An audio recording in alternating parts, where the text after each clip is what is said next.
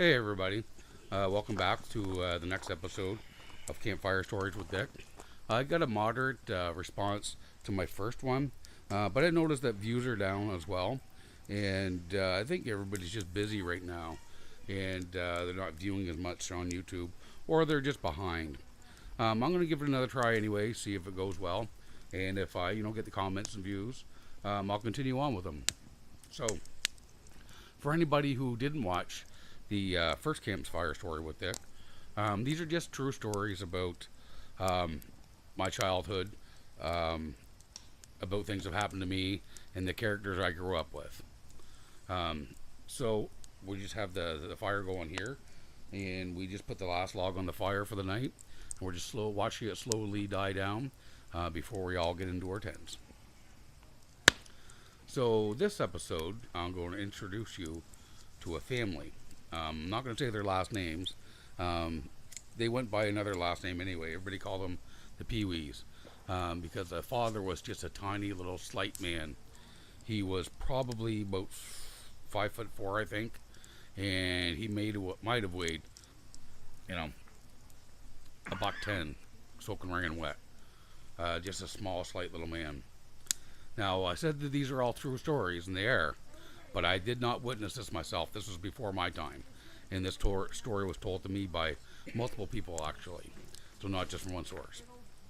So, this family of PeeWees, they all have a very distinct way of talking. It's their own little accent. Or actually, it's more of a speech impediment, I think. So to just give you a little sample of how they talk, I'm going to talk for the next a little while like they would. So when you're talking about the PeeWee, you've got to remember that their gene pool is a little slow, little low. In fact, if you looked up their family tree, it would look more like a telephone pole than a tree. So that's how they talk. They had a very unique way of talking. And it used to be fun to listen to them.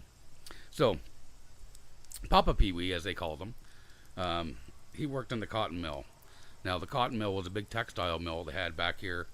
It brought workers in from all over the place.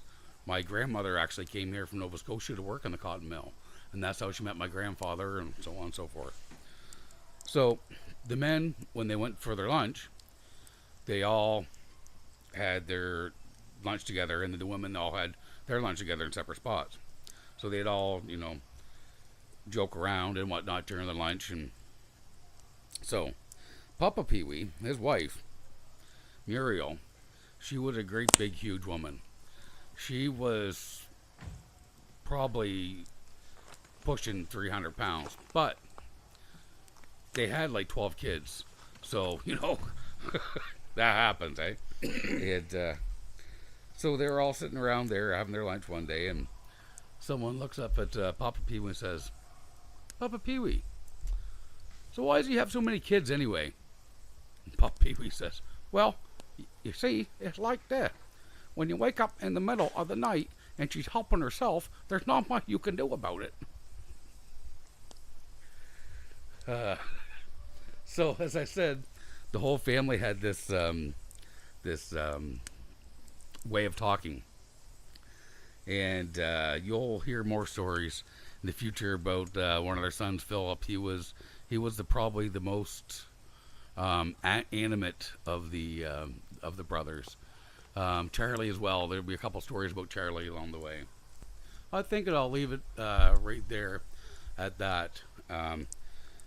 If you want to hear some more stories about the PeeWees and about Chicky and all the other characters that I grew up with, just say so in the comments below. And so we'll make this one here nice and short, and maybe later on we'll get into some more lengthy stories. And I'll see you guys next time around the campfire.